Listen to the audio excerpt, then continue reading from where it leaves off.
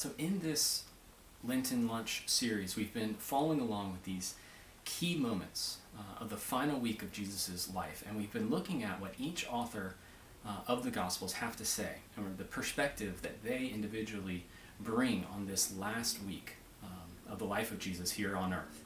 And today, we're going to be taking a look at the Gospel of Mark. And in particular, we're going to be looking at a pivotal moment that takes place within the Gospel of Mark. The final 3 hours of Jesus' life as he hangs on a cross. Now, to be fair, this isn't just a pivotal moment for Mark. This is the pivotal moment. This is the thing that his entire gospel has been building towards. This is the moment, even from chapter 1, verse 1, when Mark writes, the beginning of the gospel, the good news, the beginning of the good news of Jesus Christ, the Son of God. Now, with the current pandemic that we are faced with, and with the way that it has disrupted normalcy for us and for everyone around the globe, with the concerns that it has for the threatening of our life and the way that we do things for an extended period of time. Many of us, if you're like me, have turned to looking at the charts that come out, the charts that show the increase in the number of cases, the change day by day. And we do that because we're looking for something, right? We're looking for a shift. We're looking for that moment when we can see on those charts a change. When all of a sudden that curve up begins to stop. We're looking for that key moment. Think of it as a roller coaster climbing up that curve, right? Climbing up to its highest point. And it gets to that topmost point. And it's no longer climbing anymore. It hasn't started decreasing. It hasn't started going down yet, but it's no longer climbing. Right? There's a shift that is beginning to take place. Now, one way of looking at that shift is that it's the worst of the worst. It can't get any worse than that. We can't go any higher. There can't be any more cases than at that moment.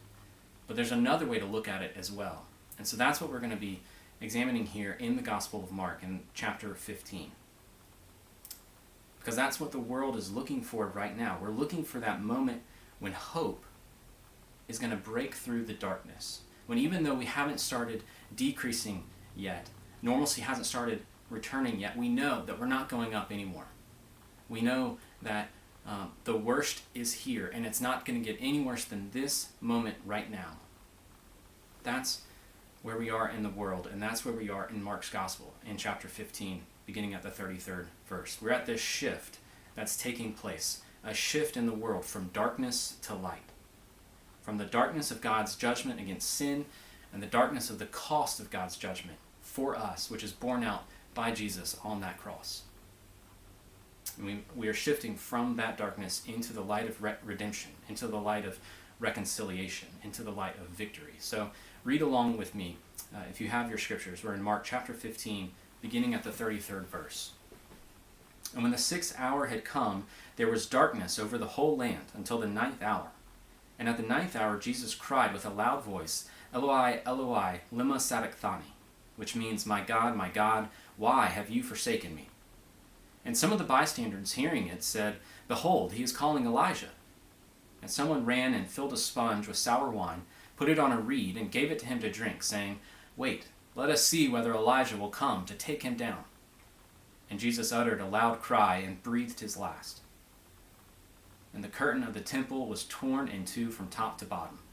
And when the centurion who stood facing him saw that in this way he breathed his last, he said, Truly, this man was the Son of God.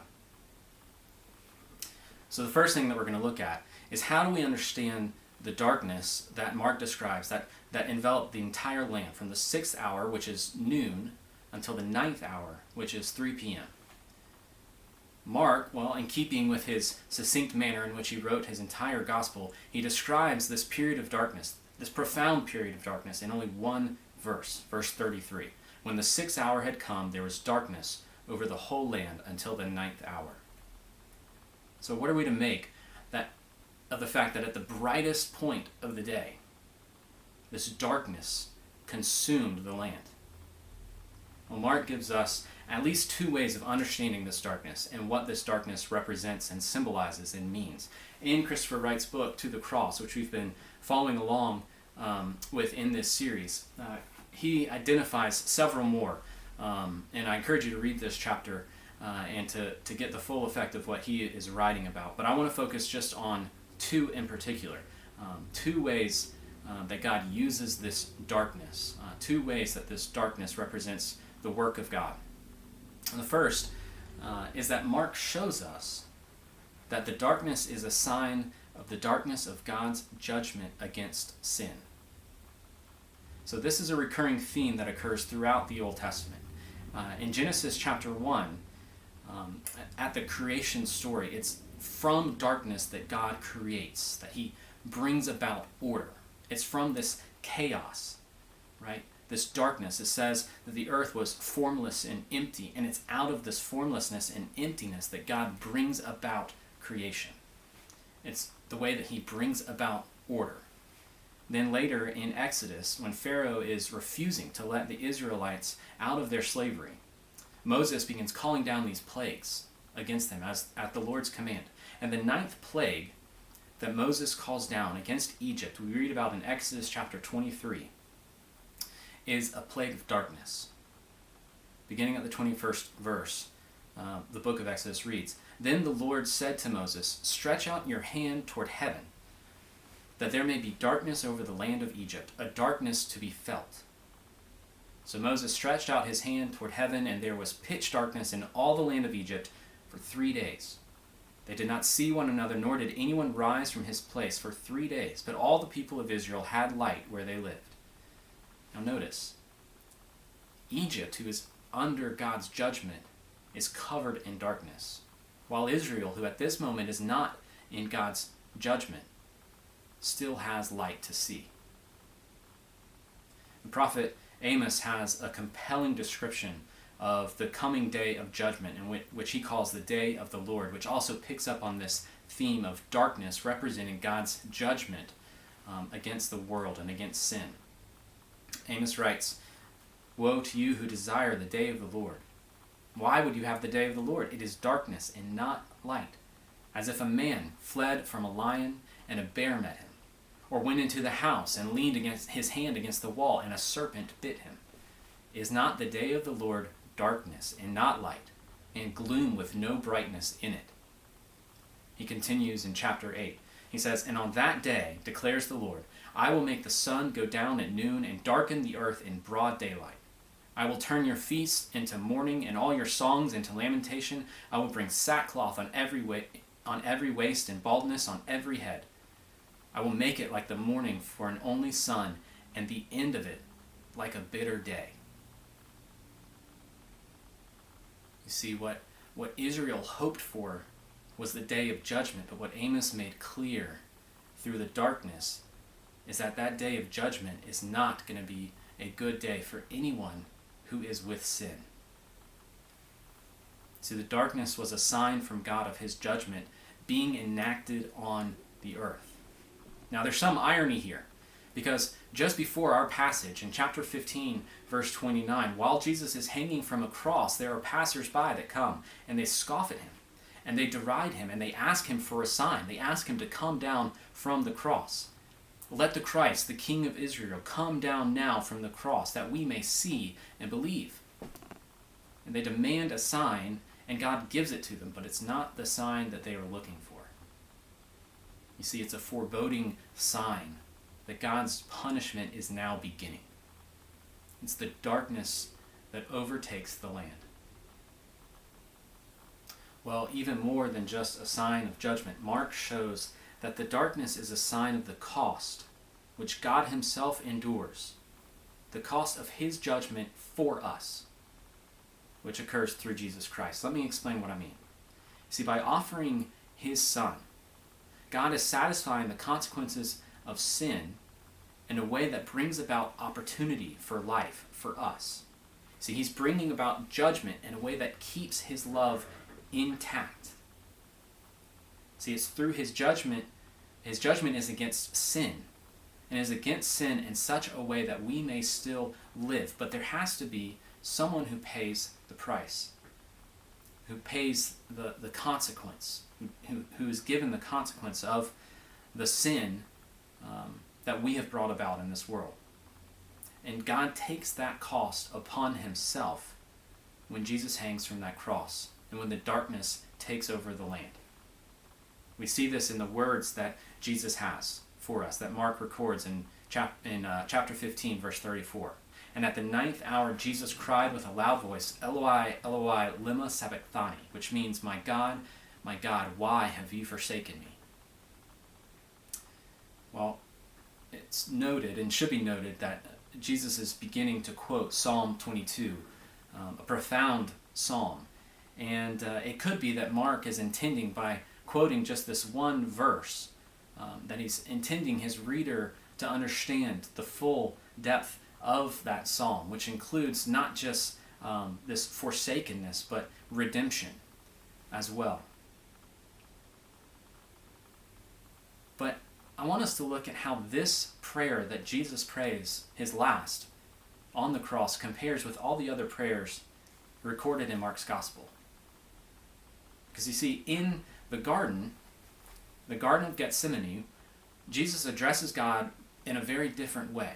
In chapter 14, this is the last prayer that we have of Jesus before he is executed on the cross, before he is crucified on the cross. And in chapter 14, verse 36, he addresses God this way. He says, Abba, Father. This is, in fact, one of the things that gets him in trouble with the locals, right? He uses these familial terms to describe the uniqueness of his relationship with God. But on the cross, he does something different. In the midst of this darkness that has taken over the land, his address to God is much different. There's a distance that is implied. Jesus doesn't say, Abba, Father, why have you forsaken me? He says, my God, my God. Nowhere else in Mark's Gospel does Jesus refer to God in this distant way. See, the cost of God's judgment for us is that there is a great and a real distance that is put between the Father and the Son. Now, we are moving into profound mystery, and there's only so much that we can understand this side of heaven, right? Because this is a mystery that's hidden within the Trinity itself, hidden within the relationship of the Father and the Son. But it's clear that in this darkness there's a distancing. Christopher Wright goes through in great lengths a description of how we can understand that this distancing isn't just something that's subjective. It's not just something that Jesus felt, but that it is actually real, that it is actually something that took place. That it was something that took place not because of Jesus' sin, because we know that Jesus was without sin, but it took place because Jesus took that consequence that we deserve, the consequence for our sin. And that consequence is separation from God. It is a return to that chaos that we see at the beginning of creation. See, God brings about order, and separation from God is darkness. And so God, you can say that he was never more present than at that moment in that darkness, as Jesus felt and was separated from the Father himself felt the separation from the Son. And together, by his perfect will and by the obedience of the Son to the will of the Father, we see God the Father and God the Son working together to achieve our salvation at a cost borne by God himself. Think of that curve from the beginning that we talked about, the curve of the charts that we're watching as this virus spreads. But instead, I want you to think of it inverted. Think of it as a U going down to the worst of the worst at the very bottom. See, this moment of darkness when Jesus cries out, acknowledges his separation from the Father, that is the moment that we are at the bottom of the curve. That's the lowest of the low. In that darkness, we find separation from God within himself. But at the same time, that moment we know is also something else, right? It can't get any lower. It can't get any worse. Even though things are as bad as they possibly could be in that moment, we first begin to have hope. You see, that is when the light begins to break through, because we know it cannot get any worse than that. Now, Mark records two things that take place immediately after this darkness leaves the earth. At the 9th hour, the light returns as Jesus uttered a loud cry and breathed his last. Now, here's the first thing that Mark records. The curtain of the temple was torn in two from top to bottom. Now, at the very beginning of Mark's gospel, at Jesus' baptism, the heavens are torn open in the same way. And it's God's voice that comes through and affirms Jesus Christ's divine identity. And now, here at the very end of Mark's gospel, at Jesus' death, we have the temple curtain being torn in two. And we have another voice, the voice of the centurion, affirming Christ's divine identity. Now, there are two ways that we can look at this tearing of the temple curtain. We could say, now that this curtain has been torn, we have access to the Father. We have access to God. The barrier that sin was has been removed, and now we can approach the throne room of God. We can be in relationship with him, and that's an accurate and a good way of understanding what's taking place. But we can also think about it another way. Just as the Spirit broke through the heavens onto earth to acknowledge the identity of who Jesus Christ is, so now Jesus' death breaks through sin for us at the culmination of his ministry. It breaks through sin as God comes after us, as God chooses salvation for us by bearing that cost on himself. No longer is there separation from God, because he tore from heaven into earth, and now he has torn through sin into the hearts of those who believe in him. Now, here's the second remarkable thing that Mark records immediately after this darkness is lifted and Jesus breathes out his last. When the centurion who stood facing him saw that in this way he breathed his last, he said, "Truly, this man was the Son of God." For the first time in Mark's gospel, we see human acknowledgement of the divinity of Jesus. As we just said, at the baptism of Jesus, we read that a voice came from heaven saying, "You are my beloved Son." At the transfiguration, something similar happened. Right? In chapter 9, verse 7, Mark writes that a voice comes and says, "This is my beloved Son. Listen to him." And we should acknowledge that immediately before the transfiguration, Peter almost gets there. Peter has a confession himself in which he calls Christ the Messiah. He calls Jesus the Messiah, the anointed one. But the divinity of Christ still seems to be obscured to Peter, because immediately after this confession, Jesus tells the disciples what's going to happen to him, that he's going to die, and after 3 days that he will be risen, that he will rise again. It's a divine act that Peter then pulls Jesus aside and begins to rebuke him, saying this can't be the case. This can't be what happened. So the divinity of Christ is still something that Peter's wrestling with in this moment. Now, the demons also acknowledge Jesus' sonship in chapter 5. We read, crying out with a loud voice, he said, "What have you to do with me, Jesus, the Son of the Most High God? I adjure you, by God, do not torment me." For Jesus was saying to him, "Come out of the man, you unclean spirit."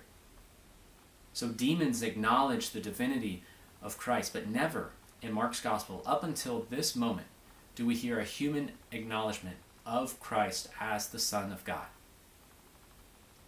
Here, after Christ's death, the one who was witness to the whole thing, the one who most likely was in charge of the entire crucifixion, this Roman Gentile, immediately sees with clarity the true identity of who Jesus Christ is. The King of the Jews, the Son of God. Now, Mark's intention is clear. He wants us to understand that the Son of God is Jesus Christ. That Jesus has accomplished something on the cross that nobody else can accomplish. And that the centurion sees it and recognizes it, and that we, the reader of Mark's gospel, should also see with the centurion what has taken place, that we should be at the foot of the cross, that is on the cross, that we see Jesus for who he really is, the Christ, the Anointed One, the Son of God. You see, it's on the cross that darkness fades to light, that the darkness of sin that took over the land, that has taken over the world since the very first sin in the Garden of Eden, has been torn through, as the Father has come to reconcile himself to us through his Son, Jesus Christ. And what Mark records as a final loud cry, John quotes directly. Jesus' final words on the cross were, "It is finished." The light has come. It is broken through, torn through the darkness. In him was life, and the life was the light of men. The light shines in the darkness, and the darkness has not overcome it. Friends, that is the hope that we live in. And that's where we're called to stand, at the foot of the cross with the centurion, even in the moments of our greatest lows, even when things seem like they can't get any worse than they are. We have hope because of who Christ is and because of what he has done on our behalf.